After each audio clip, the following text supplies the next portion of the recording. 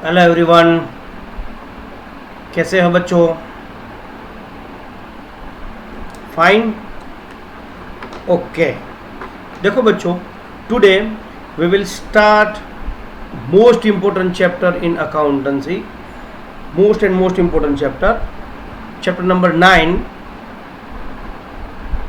Number 9, books of original entry journal. देखो बच्चों, ये चैप्टर इस चैप्टर से ज़्यादा इम्पोर्टेंट अकाउंटिंग में एक भी चैप्टर नहीं है। इस चैप्टर से ज़्यादा इम्पोर्टेंट अकाउंटेंसी में एक भी चैप्टर नहीं है। ये मैथमेटिक्स में जितना इम्पोर्टेंस नंबर का होता है ना, नंबर का इम्पोर्टेंस जितना होता है ना बच्चों, उतना ही इम्पोर्टेंस इस चैप्टर का अकाउंटेंसी में है। तो आप समझ गए होंगे कि इस चैप्टर का कितना इम्पोर्टेंस है। ये चैप्टर पूरे कॉन्सेंट्रेशन से पढ़ना और दूसरा एकदम अंडरस्टैंडिंग से लेना, क्योंकि ये चैप्टर जैसे जैसे आप अकाउंट सीखते जाओगे ना, इसका इम्पोर्टेंस बढ़ता जाएगा।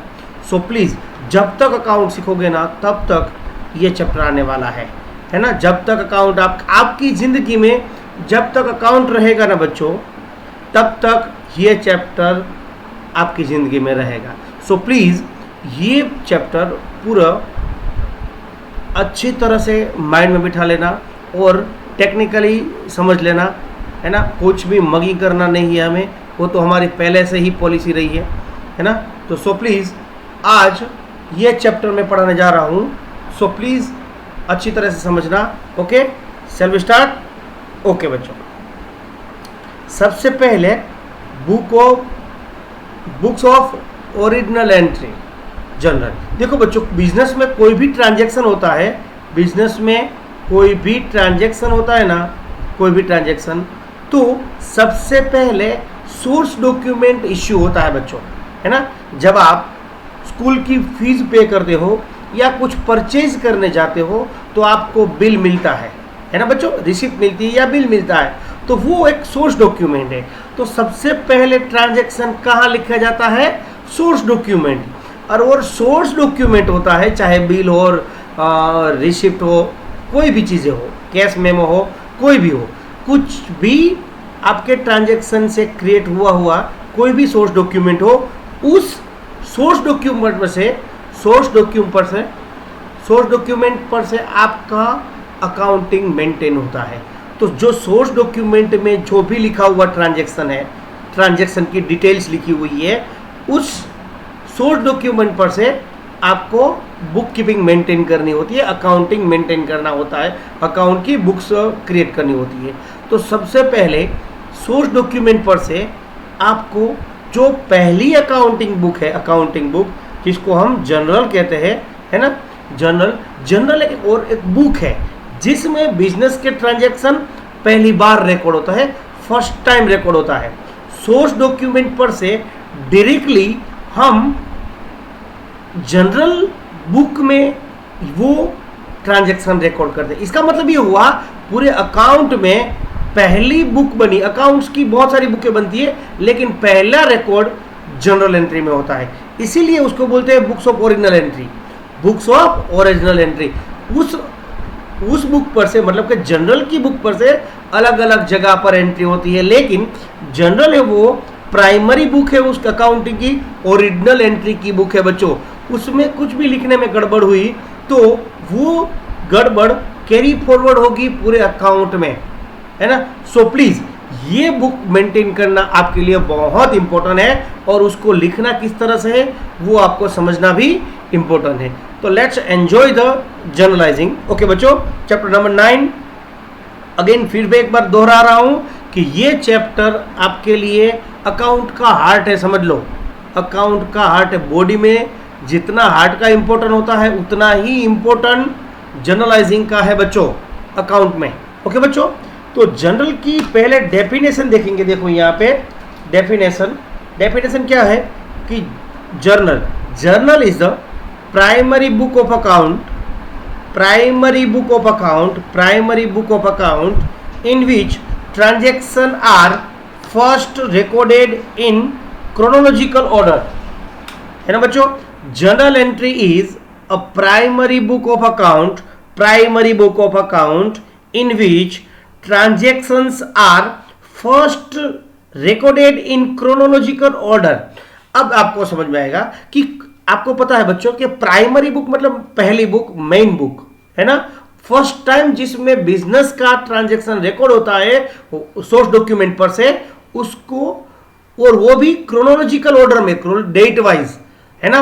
फर्स्ट डेट का पहले ट्रांजैक्शन रिकॉर्ड होता है, उसके बाद सेकंड डेट का, थर्ड डेट का, फर्स्ट मंथ का पहले रिकॉर्ड है, उसके बाद सेकंड मंथ का, इस तरह month as well as date wise उसमें रिकॉर्डिंग होती है। तो उस बुक को हम कहेंगे जनरल, जनरल। ओके बच्चों, तो जनरल वो एक अकाउंटिंग की प्राइमरी बुक है, उसमें ट्रांजैक्शन फर्स्ट टाइम रिकॉर्ड होता है बच्चों, फर्स्ट टाइम रिकॉर्ड होता है पूरे बिजनेस का ट्रांजैक्शन, और वो भी क्रोनोलॉजिकल ऑर्डर में। क्रोनोलॉजिकल ऑर्डर मतलब डेट एंड मंथ वाइज, है ना बच्चों। तो इसको बोलेंगे हम जर्नल, है ना। तो जर्नल मतलब आपको पता चल गया बच्चों, जर्नल मतलब it is the primary book of account and original entry of book of account, है ना, इन विच record are first time recorded, accounting transaction first time recorded in chronological order. This is the simple and pure definition of journal. Okay, I hope कि आपको definition पता चल गई होगी। Okay बच्चों, तो अब हम जनरल तो पता चल गई, वो एक बुक का नाम है जिसमें क्रोनोलॉजिकल ऑर्डर में अकाउंटिंग के ट्रांजैक्शन रिकॉर्ड होते हैं बच्चों। अब मैं बात कर रहा हूं जनरल एंट्री की, जनरल एंट्री की, है ना। एंटर करना मतलब बच्चों, एंटर करना मतलब रिकॉर्ड करना, है ना, रिकॉर्डिंग करना। एंटर करना मतलब, समझ में आया। तो जनरल एंट्री मतलब क्या, जनरल मतलब बुक, बुक में ट्रांजैक्शन को रिकॉर्ड करने की प्रोसेस को हम क्या कहेंगे, जनरल एंट्री। अब देखो, general entry records debit and credit effect of transaction. जो हमारे बिजनेस का ट्रांजैक्शन हुए हैं उस ट्रांजैक्शन को debit and credit dual effect देना, उसकी प्रोसेस करना, मतलब जनरल एंट्री करना। इसको जनरलाइजिंग भी बोलते हैं बच्चों। Journalising is the process of records of debit and credit of transaction. Journalising एक प्रोसेस है, जनरल एंट्री एक प्रोसेस है जिसको बिजनेस ट्रांजैक्शन में, जिसमें बिजनेस ट्रांजैक्शन को डेबिट या क्रेडिट इफेक्ट देते हैं, है ना। तो जनरलाइजिंग या जनरल एंट्री ये वो एक क्या है, प्रोसेस है जिसमें बिजनेस ट्रांजैक्शन को डेबिट एंड क्रेडिट इफेक्ट देते हैं। आपको पता है कि कोई भी, आप अकाउंटिंग इक्वेशन में सीख गए थे कि कोई भी ट्रांजैक्शन हो मिनिमम ड्यूल इफेक्ट होती है। तो इस तरह से डेबिट एंड क्रेडिट, एक अकाउंट डेबिट होगा तो दूसरा क्रेडिट होगा, वो डबल एंट्री सिस्टम में भी मैंने बताया था। ओके बच्चों, ये सिंपल डेफिनेशन थी किसकी बच्चों, जनरल एंट्री की। आई होप कि ये दोनों आपके माइंड में क्लियर हो गया होगा। अभी भी कुछ भी प्रॉब्लम है तो मुझे कॉल करके पूछ सकते हो। ओके बच्चों, तो अब सर जनरल एंट्री का फॉर्मेट कैसा होगा, है ना।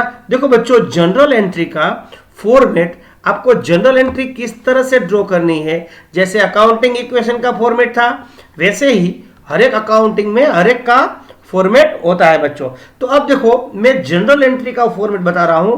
तो जनरल एंट्री ऑफ डैश, यहां पे कोई भी पार्टी का नाम, जिस पार्टी के आप जनरल एंट्री मेंटेन कर रहे हो, जो पार्टी मेंटेन कर रही है जनरल एंट्री, जो रिकॉर्ड कर रही है जनरल एंट्री, उसका सबसे पहले है बच्चों डेट। इस तरह का फॉर्मेट है, सबसे पहले है डेट। डेट वो डेट जिस दिन ट्रांजैक्शन अकर्ड हुआ था, जिस दिन ट्रांजैक्शन हुआ था, 1 फेब या 3 मार्च, 2 फेब, है ना, अगस्त, कोई भी मंथ में डेट में, जिस यहाँ पे डेट मतलब क्या, डेट ऑफ ट्रांजैक्शन, जिस दिन ट्रांजैक्शन हुआ था दो पार्टी के बीच में, वो यहाँ पे डेट डालनी है। इट इज ऑलरेडी क्वेश्चन में गिवन होगी बच्चों। एंड पर्टिकुलर, यहाँ पे कौन सा अकाउंट डेबिट होगा और कौन सा अकाउंट क्रेडिट होगा वो लिखना है बच्चों पर्टिकुलर में, है ना। किस तरह से लिखते हैं वो आपको सोचने की जरूरत नहीं है, वो आपको उसमें दिमाग लगाने की जरूरत नहीं है, वो ईच एंड एवरीथिंग में बताऊंगा, है ना। एक टॉपिक वाइज जाएंगे हम, बहुत अच्छी तरह से ये चैप्टर पढ़ेंगे। तो पर्टिकुलर में क्या होगा, तो इसमें कौन सा अकाउंट डेबिट होगा, कौन सा अकाउंट क्रेडिट होगा, ये बातें करेंगे। यहाँ पे ये रिकॉर्ड होता है, डेट में कौन सा रिकॉर्ड होता है, क्या रिकॉर्ड होता है, डेट ऑफ ट्रांजैक्शन। एंड कौन से दिन में ट्रांजेक्शन हुए थे वो डेट में। अच्छा, पर्टिकुलर में उस ट्रांजेक्शन में कौन सा अकाउंट डेबिट होगा, कौन सा अकाउंट क्रेडिट होगा अकॉर्डिंग टू रूल्स, वो हम यहां पे देखेंगे बच्चों। एलएफ, देखो बच्चों ये एलएफ इसका फुल फॉर्म है लेजर फोलियो।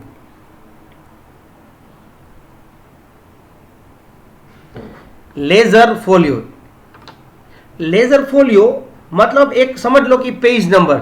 इसका इंपॉर्टेंस में जब लेजर अकाउंट सीखा होगा ना, एक लेजर अकाउंट पूरा चैप्टर है लेजर का, वो लेजर चैप्टर सीखा होगा ना तब मैं इसका इंपॉर्टेंस समझाऊंगा। अभी तक आप समझ लो कि लेजर फोलियो, लेजर फोलियो मैंने यहाँ पे लिखा हुआ है ledger folio full form LF का, वो पेज नंबर है बच्चों। एलएफ मतलब टेम्पररी समझ लो, वो पेज नंबर है, ये एंट्री का पेज नंबर जो भी है वो, है ना। और डेबिट अमाउंट और क्रेडिट अमाउंट, तो इसमें जो अकाउंट डेबिट हुआ था उसकी अमाउंट और जो अकाउंट क्रेडिट हुआ था उसकी अमाउंट।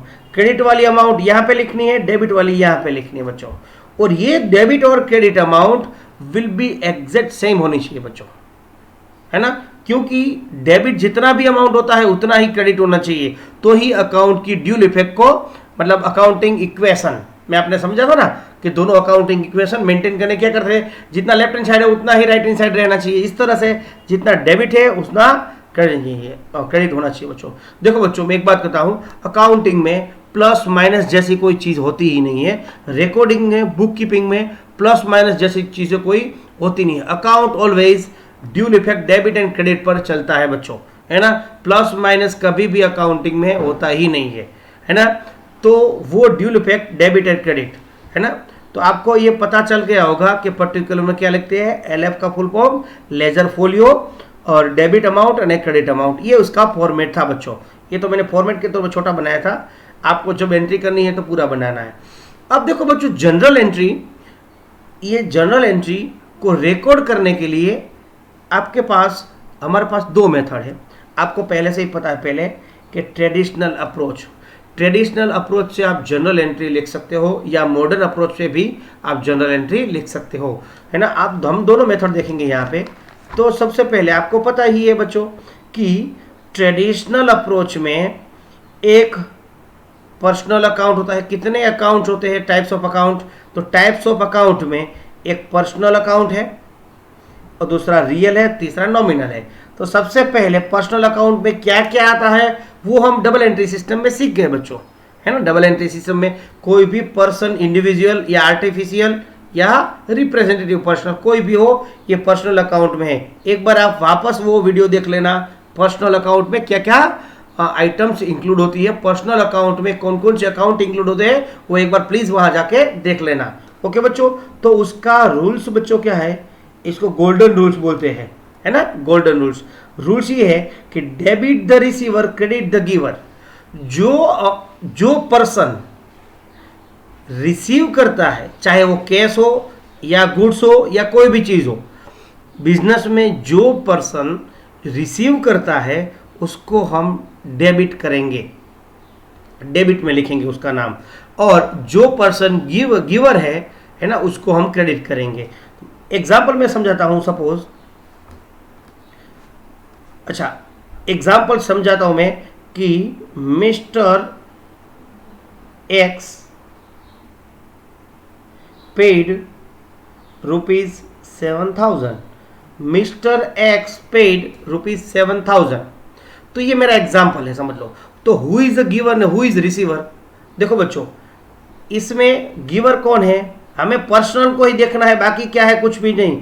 यहाँ पे मिस्टर एक्स पर्सन है ना, मिस्टर एक्स वो एक पर्सन है। तो पर्सन वो गिवर है या रिसीवर।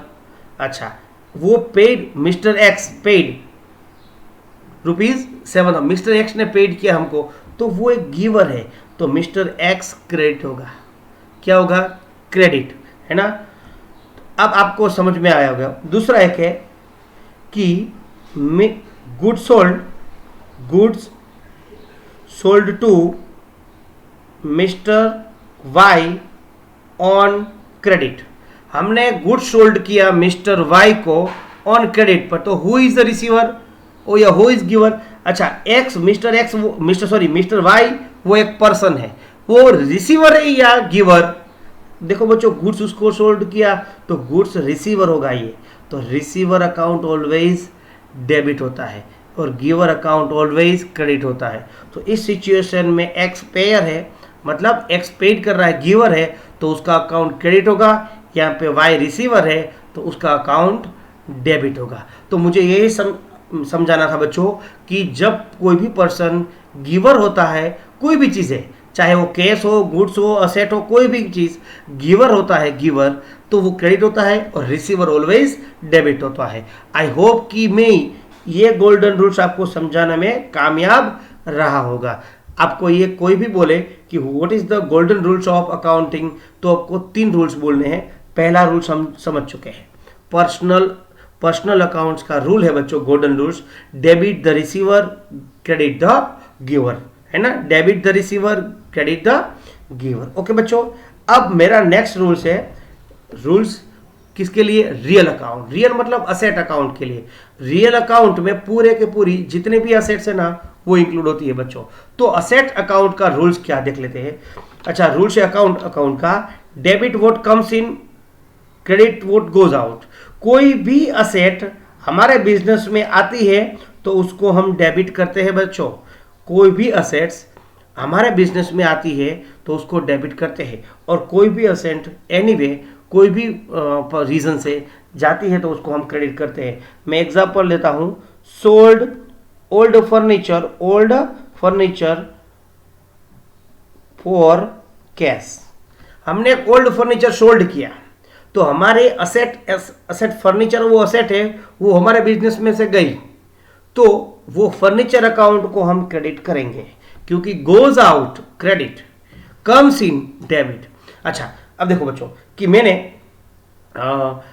एक लैंड एंड बिल्डिंग परचेज की, purchase land and building of ₹3 lakh.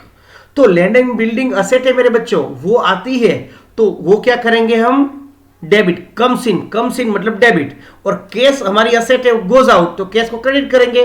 एक अकाउंट को डेबिट, एक को क्रेडिट। जो असेट हमारे बिजनेस में आती है उसको हम डेबिट करेंगे, और जो बिजनेस में से जाती है उस अकाउंट को हम क्रेडिट करने। बस इतना ही सिंपली आपको याद रखना है, डोंट मेक द कॉम्प्लिकेट। हाँ बच्चों, एकदम इजी है, आपको उसको घुमा फिरा के या कुछ और समझने की जरूरत नहीं है। Please don't think the enhance, है ना। आपको जितना मैं सरल लैंग्वेज में समझा रहा हूं वही लैंग्वेज में आप समझो, बहुत इजी वे से आपको ये सब कुछ याद रह जाएगा। वापस हम एक बार बोलते हैं कि what is the rules for the personal account मेरे बच्चों। Yes, debit the receiver, credit the giver, it is the golden rules for the personal account. Next हमने कौन सा पढ़ा? यस बच्चों, रियल अकाउंट का रूल्स क्या है? रियल अकाउंट्स का, है ना, debit what comes in, credit what goes out. एक सिंपल है और इसमें कुछ भी हार्ड नहीं है। आई होप कि 2 रूल्स को आपको तो याद रह गए होंगे, है ना। जब हम मिलेंगे क्लास में तब मैं पहले ये यहां से हम शुरू करेंगे, ये बहुत इंपॉर्टेंट है। थर्ड वाला रूल्स मेरा है बच्चों, थर्ड वाला रूल्स हमारा देखो, थर्ड रूल्स हमारा नॉमिनल अकाउंट। हमारा थर्ड कौन सा बच्चों? Nominal account. नॉमिनल अकाउंट मतलब एक्सपेंसेस और इनकम का अकाउंट। नॉमिनल अकाउंट मतलब बच्चों एक्सपेंसेस एंड इनकम का अकाउंट। अब देखो, expenses, debit all expenses and loss. Debit किसको करोगे? All expenses and loss. Expenses and loss, अगर बिजनेस में किसी के लॉस होता है या एक्सपेंसेस होता है, जैसे कि सैलरी पे की, रेंट पे किया, कमीशन पे किया, या फायर से लॉस हुआ, है ना, या थेफ्ट से लॉस हुआ, स्टोलन हो गया, ये सब लॉस है या एक्सपेंसेस है, इट विल बी डेबिटेड, है ना। ओके बच्चों, तो आपको पता होना चाहिए loss and expenses are debited. तो पहला रूल्स है नॉमिनल अकाउंट का रूल्स, थर्ड रूल्स है हमारा, तो उसको debit the all expenses and losses, credit all income and gain. अगर बिजनेस में कोई गेन होता है या हमारी इनकम होती है बिजनेस में, तो it will be credited on account. Okay बच्चों, तो आपको पता होना चाहिए। इसमें मैं एक एग्जांपल देता हूं, सपोज पेड सैलरी, तो पेड सैलरी, तो सैलरी अकाउंट है ना बच्चों, वो मेरा एक्सपेंसेस है, तो सैलरी अकाउंट डेबिट होता है ना। और पेड किया मतलब कैश है, तो कैश के लिए कौन सा रूल्स अप्लाई होगा बच्चों? ऑब्वियसली किसका रूल्स? रियल का। तो ऐसा कोई भी ट्रांजैक्शन होता है ना बच्चों, कोई भी ट्रांजैक्शन, उसमें एक या एक से ज्यादा रूल्स अप्लाइबल होता है। मानो कि मैंने लिया कि पेड सैलरी ₹3000। ओके बच्चों, तो मैंने सैलरी पेड की 3000 की, तो इसमें कौन से 2 अकाउंट है? एक रियल नॉमिनल अकाउंट, सैलरी मतलब नॉमिनल अकाउंट, और पेड मतलब कैश। कैश किसका अकाउंट? यस, रियल अकाउंट, वो एसेट है हमारी। तो इसमें इस ट्रांजेक्शन में दो टाइप्स के अकाउंट एसोसिएट है। कौन से अकाउंट कौन से हैं? Cash and nominal. तो सैलरी एंड कैश। तो कैश के लिए कौन सा रूल अप्लाईबल होगा बच्चों? यस, वो रियल का रूल से अप्लाई होगा। सैलरी नॉमिनल है तो इसको नॉमिनल अकाउंट का रूल से अप्लाई होगा। तो इसमें कोई भी ट्रांजैक्शन में आपको दो अकाउंट एसोसिएट होंगे बच्चों, और दो अकाउंट को उनके कौन से टाइप है उसके हिसाब से उसका रूल्स अप्लाई होगा बच्चों। तो आई होप कि ये समझ में आ गया होगा। वापस आपको एक बार आपके मन में ही, है ना, या आपको लाउडली भी बोल सकते हो, तीनों अकाउंट के रूल्स आप अभी के अभी लाउडली वीडियो पोज करके बोल जाना बच्चों, है ना। वीडियो पोज करके लाउडली आपको ये बोलना है ना। तो आई होप कि आपने वीडियो पोज करके ये बोल लिया होगा, है ना बच्चों। तो वीडियो पोज करके आपने तीनों के तीनों रूल्स आपने लाउडली बोल किया होगा। दूसरा, घर वाले सुने इस तरह से बोलना ताकि उसको भी पता चले कि हम अकाउंट सीख रहे हैं। ओके बच्चों, ओके।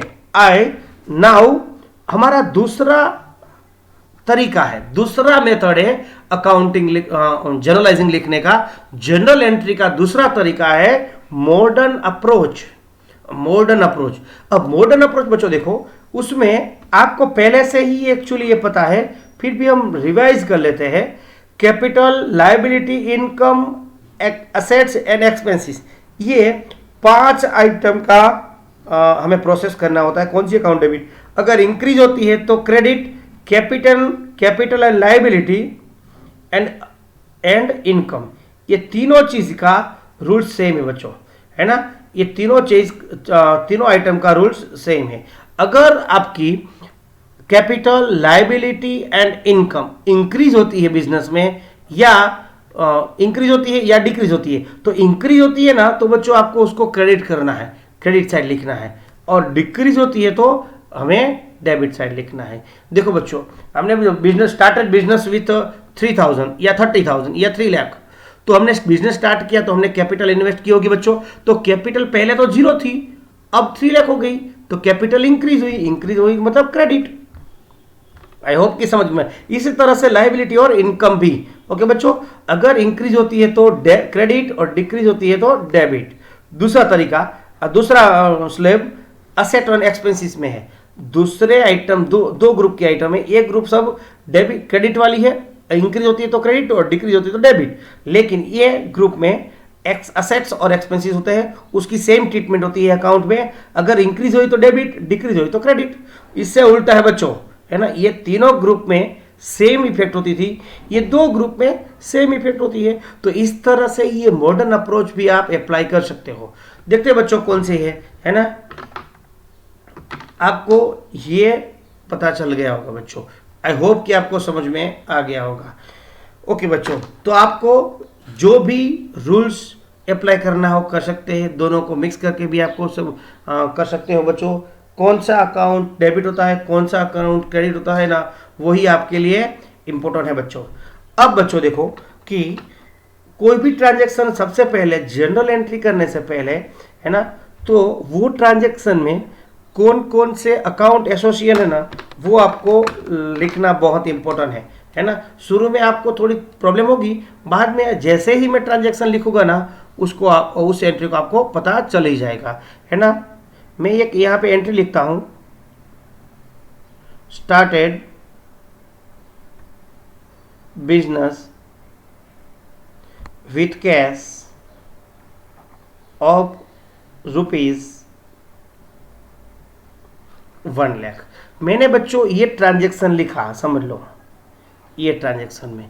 तो सबसे पहले आपको आइडेंटिफाई करना है कि कौन सा अकाउंट है, इनमें कौन कौन से अकाउंट एसोसिएट है इस ट्रांजैक्शन में। तो सबसे पहले बिजनेस स्टार्ट करते हो तो हमारी कैपिटल होती है, जो भी इन्वेस्टमेंट इनिशियली करते हो ना बच्चों, वो होती है, एक होती है कैपिटल, एक हमारा कैपिटल अकाउंट एसोसिएट है बच्चों। और दूसरा कौन सा अकाउंट, कैश, बिजनेस में कैश आता है तो कैश अकाउंट एसोसिएट है बच्चों। देखो बच्चों, यहाँ पे हम ट्रेडिशनल अप्रोच की बात करें, ट्रेडिशनल अप्रोच, तो ट्रेडिशनल अप्रोच में कैश रियल अकाउंट है, कौन सा है, रियल अकाउंट में आएगा। तो रियल अकाउंट का रूल्स है comes in debit goes out credit. तो कैश कम्स इन है, मतलब बिजनेस में इन्वेस्टर या बिजनेस ओनर वो बिजनेस में कैश लाता है, तो बिजनेस में ऑलरेडी कैश आएगा तो उसको डेबिट करें, कम्स इन मतलब डेबिट करेंगे। और कैपिटल अकाउंट को पर्सनल का रूल से अप्लाई होता है बच्चों। बिजनेस के ओनर गिवर है, कैश को हमने फार्म को दिया, कैश बिजनेस में इन्वेस्ट किया मतलब उसने कैश दिया तो वो गिवर हुआ। गिवर मतलब ये पर्सनल अकाउंट, पर्सनल अकाउंट उस रूल के हिसाब से उसको क्रेडिट करेंगे, है ना बच्चों, इस हिसाब से क्रेडिट करेंगे। ये मैंने कौन से अकाउंट डेबिट करें क्रेडिट के किया, ये मैंने ट्रेडिशनल अप्रोच से किया। वही मैं बताऊं, यही चीज़ें मैं बताऊं मॉडर्न अप्रोच से। तो देखो बच्चों, मॉडर्न अप्रोच से बताऊं ना तो यही ट्रांजैक्शन मॉडर्न अप्रोच से हम करेंगे ना, ये था ट्रेडिशनल अप्रोच।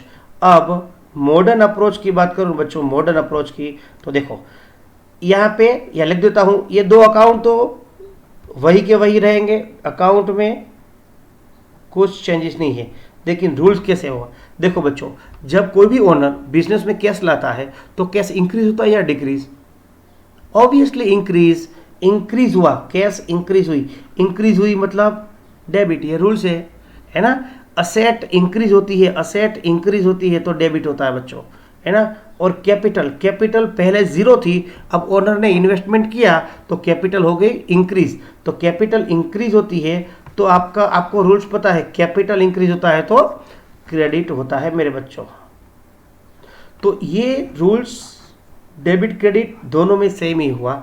आपको कोई भी रूल्स अप्लाई करोगे, कुछ भी आंसर कभी भी रॉन्ग नहीं आएगा। आपको दोनों में से कोई भी एक रूल से अप्लाई करना है, आप मन चाहे कोई भी अप्लाई कर सकते हो बच्चों, लेकिन प्लीज़ ये दो जो रूल्स है ट्रेडिशनल और मॉडर्न अप्रोच, ये दोनों अच्छी तरह से समझ लेना और अच्छी तरह से कर लेना बच्चों। तो आई होप कि पता चल गया। तो सबसे पहले कोई भी ट्रांजैक्शन को आपको रिकॉग्नाइज करना है ना, कि उसमें कौन कौन से दो अकाउंट या दो से कितने अकाउंट एसोसिएट है। मिनिमम दो अकाउंट तो एसोसिएट हो गए ही बच्चों, तो ये दो अकाउंट एसोसिएट है, ओके बच्चों। अच्छा, दो अकाउंट एसोसिएट करने के बाद कौन सा रूल्स अप्लाई करना चाहते हो, उसकी इफेक्ट क्या होगी, डेबिट या क्रेडिट, है ना, उसके रीजन के साथ आपको माइंड में सोचना है। देखो बच्चों, इनिशियली में आपको थोड़ी प्रॉब्लम होगी, उसके बाद दो तीन सम करोगे ना, 2-3 सम, उसके बाद बाय हार्ट हो जाएगा। आपको ट्रांजैक्शन रीड करने के बाद ही पता ही चल जाएगा कि कौन सा अकाउंट डेबिट होगा and which one is credit. आपको ऑटोमेटिकली पता चल जाएगा, आपको माइंडसेट उस तरह से वर्क करने लगेगा। सो प्लीज इसकी जितनी बढ़े ना उतनी ज़्यादा प्रैक्टिस करना बच्चों, है ना। आई होप कि ये समझ में आ गया। ये बहुत अच्छा चैप्टर है, आप शांति से पढ़ना। ये हमारा पहला वीडियो लेक्चर था बच्चों। Thank you very much. I hope कि आज का वीडियो सेशन आपको सबको समझ में आ गया होगा और मैं समझाने में कामयाब रहा होगा। ओके बच्चों, thank you very much, take care, bye bye.